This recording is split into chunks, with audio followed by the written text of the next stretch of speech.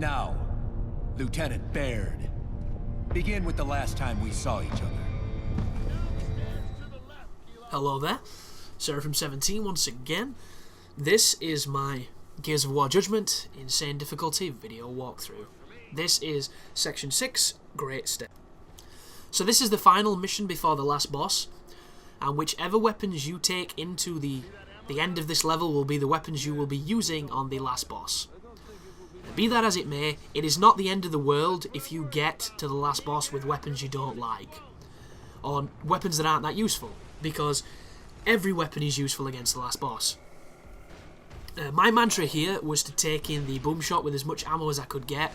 That turned out to be, I think, one boom shot, which wasn't very good of me, but you know, I had to use them to do this section because it's not the hardest moment of the game, but if you try and rush it, you're going to die really quick. So it's all about patience, even though there's a time limit, and just maximising your shots. But any weapon you take into the next sequence is going to help you, be it a torque bow, be it a boom shot, be it a lancer, be it a retro lancer. It's all going to help, guys, because every weapon is useful against the boss. The boss room 2 is absolutely stacked. It's got marksers, it's got long shots, it's got lancers, it's got unlimited ammo for standard weapons, it's got a boom shot. You know, it's got you covered, so dealing damage to the last boss is never an issue. If you feel like you need a boom shot to be able to do the boss, then carry one in. If you think you're going to be fine without one, you'll be fine. You know, it doesn't really matter. The more I look back on my time with the last boss, the more I realise that everything got blown out of proportion. It really did.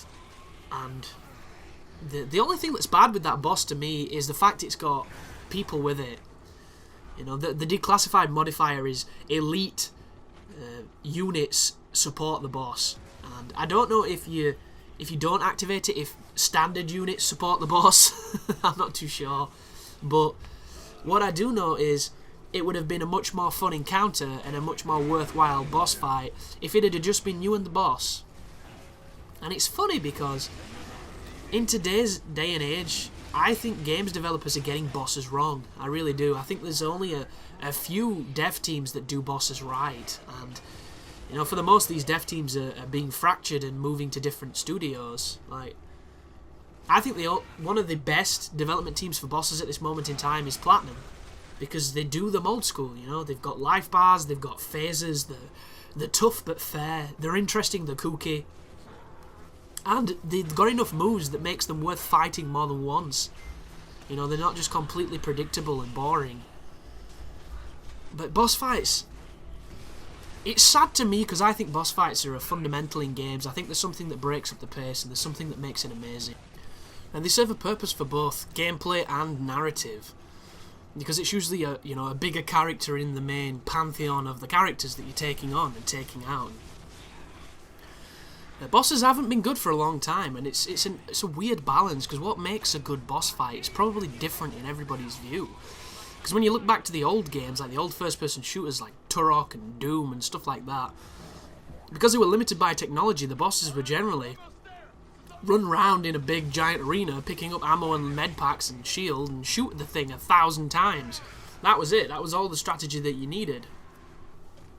But now we've got more technology and we've got more creative. Bosses have been less of gameplay demand and more of just like a feature demand, you know, just novelty stuff, weird stuff, and sometimes it's great, you know.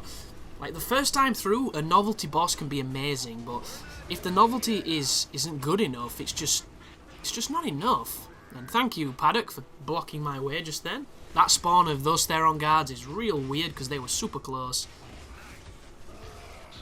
But it's one of those things where I don't think a boss should ever be backed up unless it supports a storyline reason.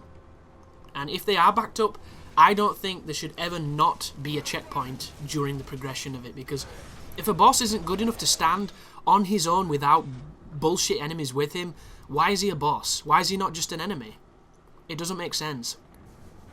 And the only thing I can think of is the developers think it adds challenge. The developers think, you know, if it doesn't have enemies with them, it's not as climactic or as challenging. And it can be true sometimes, but just make the boss more interesting, make the boss more intimidating. You know, make him harder. I don't mind losing to one guy numerous times before I win.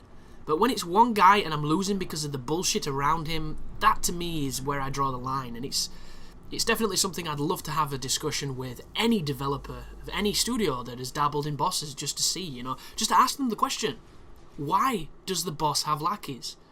Where does this come from? Why did you use it? What was your motivation? Because it makes no sense to the gamer. It doesn't to me. But thanks for watching, and you take care now.